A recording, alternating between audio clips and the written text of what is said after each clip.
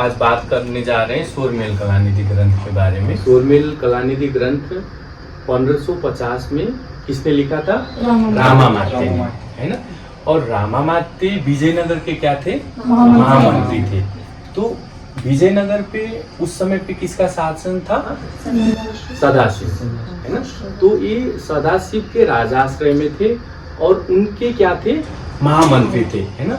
सदाशिव बहुत कम उम्र में उस समय विजयनगर के वो राजा बने, है ना।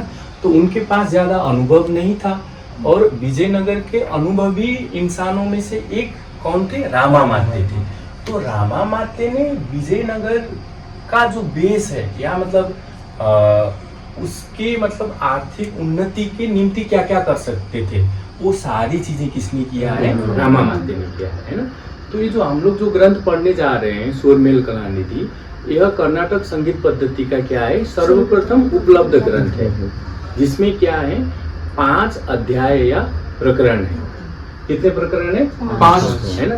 वो जो 5 अध्याय या प्रकरण सबसे पहले आता है उपदघात प्रकरण, स्वर प्रकरण, फिर उसके बाद में वीणा प्रकरण, मेल प्रकरण और राग। ठीक है। अब यहाँ पे सबसे पहली बात हम लोग ये करेंगे कि उपदघात प्रकरण, है ना।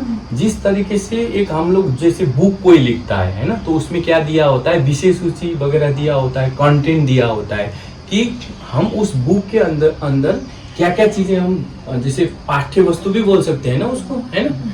तो उपदघात प्रकरण में ये जो स्वरमेल कलानिधि है उसका संक्षिप्त वर्णन किया, है ना।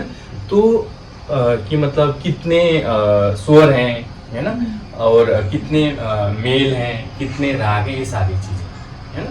तो ये सबसे पहला मतलब क्या हो गया? प्रकरण हो गया। उसके बाद में आते हैं इसमें स्वर प्रकरण। क्या दिया है स्वर प्रकरण में? बताओ। सबसे पहले संगीत की महिमा का वर्णन किया, है ना। उसके बाद में उन्होंने नाद के 5 भेद, है ना, अति सूक्ष्म, सूक्ष्म, पुष्ट, अपुष्ट और कृत्रिम का वर्णन किया। और उसके बाद में 7 शुद्ध स्वर और 7 विकृत स्वरों का वर्णन किया, है ना। 7 शुद्ध स्वर सारेगम पधनी और 7 विकृत स्वर उनके क्या थे? कैसी निषाद, काकली निषाद, है ना। फिर उसके बाद में च्युत षडज निषाद, फिर उसके बाद में साधारण गंधार, अंतर्गंधार, फिर उसके बाद में क्या आता है? बताओ। च्युत मध्यम गंधार और आता है 16वीं पे कैसिक मध्यम पंचम, है ना। तो ये जो विकृत स्वर थे कहाँ कहाँ पे स्टैब्लिश्ड है या कहाँ कहाँ पे इनको स्थापित किया गया है? 1, 2, 3, 4, है ना। फिर उसके बाद में 10, 11, 12 और 16। तो एक हिसाब से हम ये भी बोल सकते हैं कि जो सारंगदेव के जो 4 विकृत स्वर हैं, है ना, कैसिक निषाद, काकली निषाद, साधारण गंधार और अंतर्गंधार, एज इट इज किसने लिया है?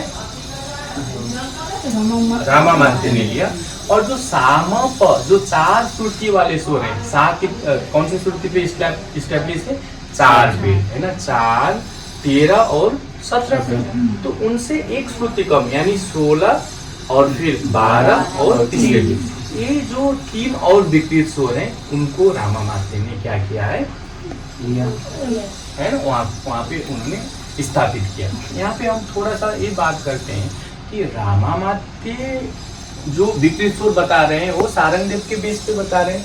अंतर ये है कि रामामात्य का मानना ये है कि सारंगदेव के 5 ऐसे जगह हैं जिनमें एक ही श्रुति पे 2 स्वर स्टैब्लिश्ड हैं, उनमें से इन्होंने शुद्ध रूप को ही स्वीकार किया। ये हो गया रामामात्य का जो ग्रंथ है स्वरमेल कलानिधि का कौन सा प्रकरण हो गया?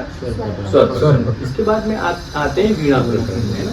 तो उन्होंने ये बोला वीणा प्रकरण में कि वीणा पे 4 तार लगाने का विधान दिया गया है ना। और वो जो 4 तार है कौन सी मतलब स्वरों पे मिलाएंगे उसका वर्णन किया। सबसे पहले हम ये जानते हैं कि उन्होंने जैसे हम लोग अतिमंद्र बोलते हैं, अतिमंद्र के लिए उन्होंने क्या कहा है? अनुमंद्र। तो जो सबसे जो पहला तार था वो किस पे मिलाते हैं? अनुमंद्र षडज, है ना। अनुमंद्र पंचम, मंद्र षडज और मंद्र मध्यम। उसके बाद में इन्होंने कितने पर्दे लगाने का विधान? 6 पर्दे। तो ये वीणा प्रकरण भी हमारा क्या हो जाता है? यहाँ पे खत्म हो जाता है। उसके बाद में आते हैं क्या? मेल प्रकरण, है ना। मेल प्रकरण में इन्होंने गायकों के अलग मेल और वीणा वादक के अलग मेलों का वर्णन किया है।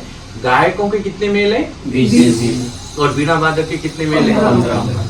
ठीक है, इसके बाद में आते हैं लास्ट और अंतिम जो 5वां प्रकरण है, उसका नाम क्या है? राग प्रकरण। रागों को इन्होंने 3 वर्गों में क्या किया है? विभक्त किया है। उत्तम, मध्यम और अधम के अर्थ में। उत्तम के इन्होंने 20 मेल बोले, है ना, और मध्यम के कितने? 15 बोले, और अधम के 33, है ना। तो ये जो राग प्रकरण में इन्होंने मतलब जो रागों के 10 लक्षण है ना, उनका भी वर्णन किया है। और हम रागों में कौन से स्वर नहीं लगाते, जिसको आज हम वर्ज्य स्वर बोलते हैं, इनका भी वर्णन इस ग्रंथ में किया है। ठीक है, ये हो गया रामामात्य का स्वर मेल कलानिधि। थोड़ा सा एक स्टोरी मुझे बताना है तुम लोगों को कि मतलब जो रामामात्य थे, है ना, उनकी मृत्यु के बारे में कि उनकी मृत्यु कब हुई थी? 97 ईयर्स की उसमें, है ना। तो मेरे ख्याल से है ना, एक निजाम थे, है ना, उन लोगों ने क्या किया कि जो जितने भी मुस्लिम लोग थे वो संगठित हो गए और विजयनगर पे उन लोगों ने क्या किया? आक्रमण किया और रामामात्य का क्या किया? वध किया, है ना। तो आज जो हम संगीत की जो बेसिक चीजें हैं, जैसे हम लोग बोलते हैं कि रागों को हम कितने भागों में विभक्त करते हैं? 3, शुद्ध, छायालग और संकीर्ण। इसका ही जैसे हम उत्तम, मध्यम और अधम को भी बोल सकते हैं। और ये ऐसा एकलौता ग्रंथ है ना, जिसमें गायकों के लिए अलग मेल दिए गए हैं और वीणा वादन के लिए अलग मेल।